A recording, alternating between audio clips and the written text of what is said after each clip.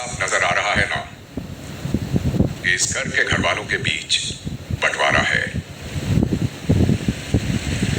लेकिन एक चीज है जो अभी एक साथ आपके सामने रखी है, और वो है आपका आखिरी वीकली राशन।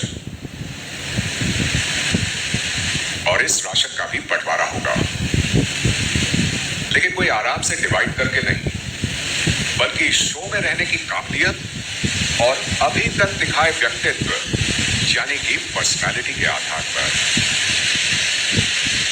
और इस बंटवारे की रिस्पॉन्सिबिलिटी होगी किस पर, जानते हैं ना आप सब?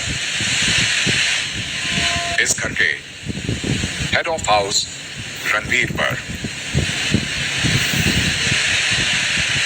तो अब ये बंटवारा होगा कैसे, चलिए मैं बताता हूं।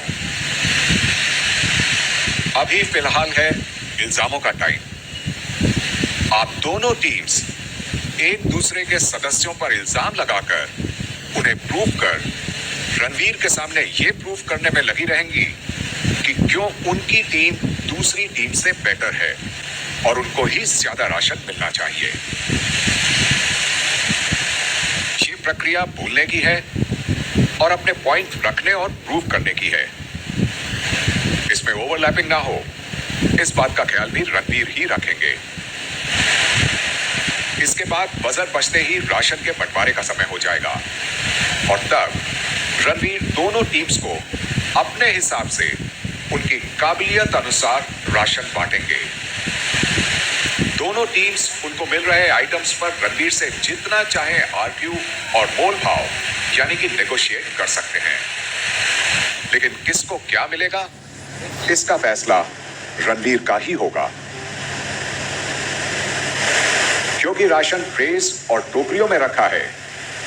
इसलिए रणवीर एक पूरी की पूरी ट्रे या टोकरी ही एक टीम को देंगे। ट्रेस और टोकरी का डिस्ट्रीब्यूशन रणवीर करेंगे। ट्रेस और टोकरी के अंदर रखे सामान को दोनों टीम्स में बांटा नहीं जाएगा। तो बंटवारे का रूल एक ही है, आज जिस टीम को जो राशन मिलेगा उसे उसी में हफ्ता गुजारा करना होगा, और ये हेड ऑफ हाउस रणवीर सुनिश्चित करेंगे। और क्योंकि रणवीर हेड ऑफ हाउस है तो वो किसी भी टीम का राशन इस्तेमाल कर सकते हैं। फिलहाल वक्त है इल्जामों का, तो चलिए शुरू हो जाइए। बिग बॉस यहीं बैठ के या फिर वहां भी जा सकते हैं? यहीं पे बैठ के। ओवरलैप नहीं करेंगे, एक एक करके बोलेंगे यहीं बैठ के।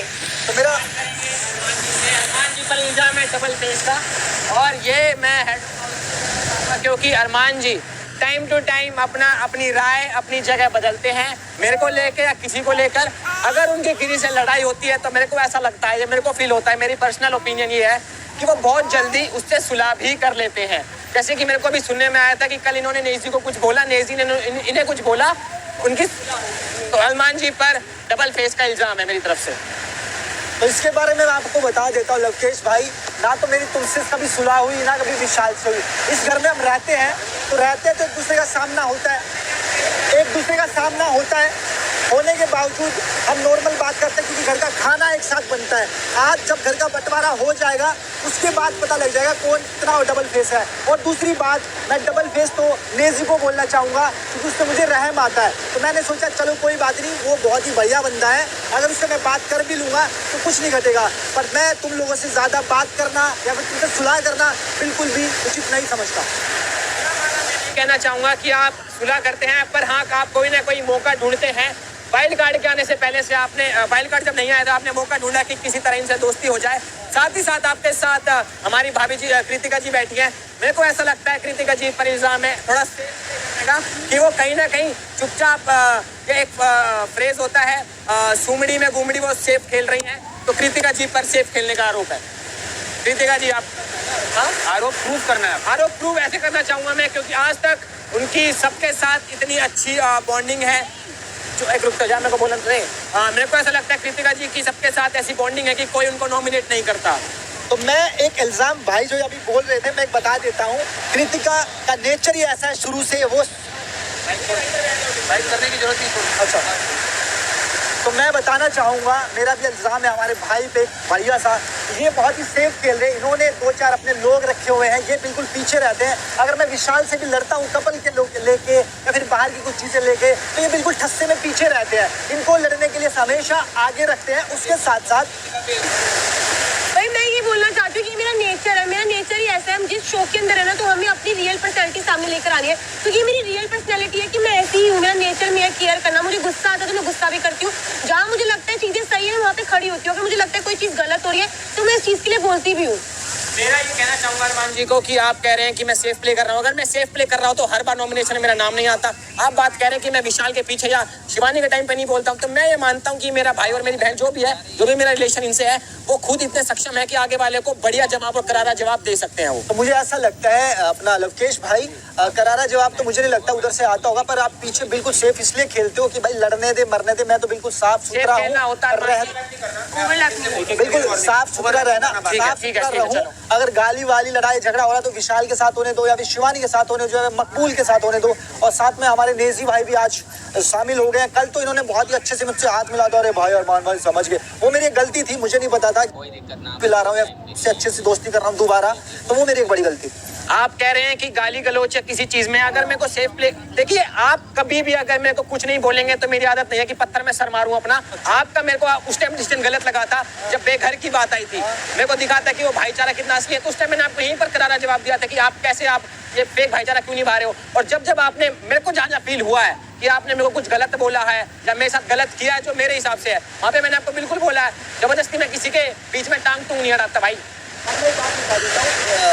रणवीर भाई निकलते बढ़ते ये टोन जरूर कसते हैं हर चीज में, गाने में, बातों में, चीजों में। इनको भी एक उड़ता तीर लेने की आदत होती है। उसके बावजूद जब टास्क होते हैं तो ये बिल्कुल अपना कन्नी काट जाते हैं और अपने जो साथ में भाईचारा उनको बिल्कुल आगे खड़ा करते हैं कि मरेगा कटेगा। तो ये की बात रही क्योंकि वो आप डिजर्व करते हो, तो पीछे से बातें करना, सामने वाले के साथ जो ऐसा मजाक करना या फिर उल्टी सीधी बातें बोलना, वो तुम डिजर्व करते हो। और आज से नहीं, जब से इस घर में आए हो तब से।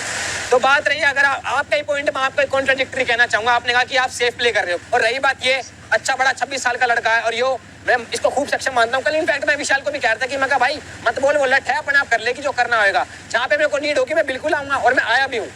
जब अंदर वाला वाक्य हुआ था आपको पता है, मैं बीच में सुलटाने ही जा रहा था जब आपने वो कांड किया था। तो मेरे हिसाब से मेरा गेम बिल्कुल भी सेफ नहीं है। जो मेरे मन में होता है मैं बोल देता हूँ आगे वाले को। मैं भी एक बात बोलना चाहूंगा, मेरा तो बिल्कुल नहीं है भाई, मैं तो मुंह के अंदर घुस के बोलने की हिम्मत रखता हूँ। और उसके बावजूद मुझे लगता है कि जो लवकेश भाई है उसकी रियल पर्सनैलिटी यहाँ दिखाई दे नहीं रही। उस दिन दिखी थी जब इनके साथ गाली गलोच हुआ था, और गाली गलोच में सीधा जो बात हुई थी वो इनकी रियल पर्सनैलिटी। अब ये छुपा के चल रहे हैं, एक्सपीरियंस के साथ अंदर आए। नहीं कि ये सिर्फ लवकेश और अरमान के बीच ना रहे, और लोग भी बोले, और दोनों साइड से। संचालक जी जब तक मेरा कंप्लीट नहीं होगा मैं तो बोलता रहूंगा। देखो जी हमारा भी भैया, हम आप तब तक नहीं बोलोगे जब तक आप बोलते रहोगे, आप तब तक बोलोगे जब तक मैं आपको परमिशन दे रहा हूँ, ठीक है? बिग बॉस ने आपको परमिशन दी है ये करने की? हाँ, ये करने की दी है। ये तो नहीं बोला आपको, आपको आगे ओवरलैप मत करना। ओवरलैप के अलावा का बोला मैंने पूछा था, वो बिग बॉस ने आपको जब भी टॉक दिया था, जब आप कह रहे थे कि मतलब आप पूछ लो, अभी पूछना ही नहीं मुझे, मैंने तो सुन लिया। आपने कहा और नेक्स्ट कोई बोलना चाहता है? मेरा इल्जाम साई को छोड़ के आप दोनों से है कि ये आपका गेम प्लान है कि आप एक पल किसी से झगड़ा करते हो, दूसरे पल उसी से नॉर्मल हो जाते हो। आप दोनों से है। साई का I have not seen that side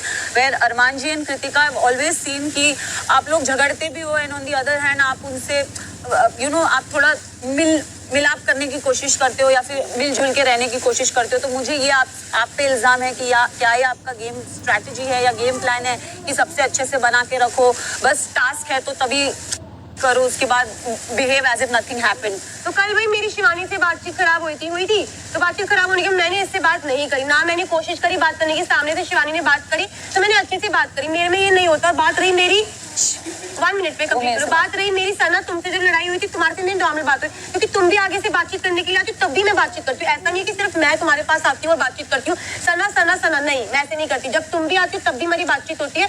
और बात रही शिवानी की, क्योंकि मेरी लड़ाई सिर्फ आपसे हुई है और शिवानी से हुई है, तो ये मेरा जो पॉइंट है ना, मेरा ये है कि मेरा नेचर है, मैं सबसे बात करती हूँ। मेरी जिससे बनती है उससे बनती है, जिससे नहीं बनती मैं उससे बात नहीं करती। फॉर एग्जाम्पल आपसे जो बातचीत खराब हुई थी, आपसे मेरी थोड़ी बहुत बात होती है, और इससे मेरी कल लड़ाई हुई है तो मेरी इससे अभी तक 24 घंटे होने वाले मेरी उससे बातचीत नहीं हुई है। बट यहाँ पे जी, आप Can I counter to that?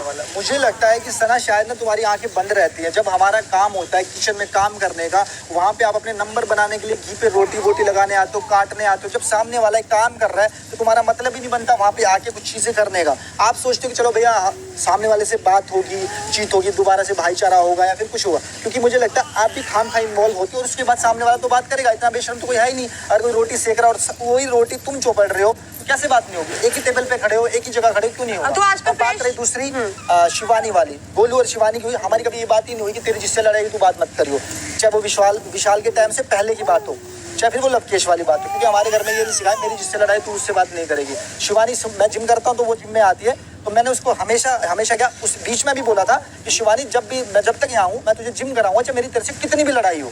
ठीक है, गोलू की लड़ाई हुई, मैंने उससे जिम करवा दी। और ये कौन सी किताब में लिखा कि इस घर में हम रह के झगड़ा करके अगर बात कर भी लेते हैं, फिर झगड़ा जब टास्क आता है उसके बाद भी चीजें होती है, उसको आगे रखा जाता है। पर जब घर का नॉर्मल माहौल है खाने का पीने का, अगर उसमें बात कर भी ली तो कौन सी आफत आ गई? But the incident is not about कल या परसों क्या हुआ, the incident is about day 1 से अब तक क्या चल रहा है। तो अगर डे 1 से अब तक मैं अगर आपके पैटर्न्स को नोटिस करूं तो आपकी लड़ाई इस घर में हर किसी बंदे से हुई है, हर किसी इंसान से हुई है। और रही बात आपने बोला रोटी पे घी लगाना, ये करना, ये आई थिंक आज का भी दिन था वो। हाँ, आज का ही दिन था।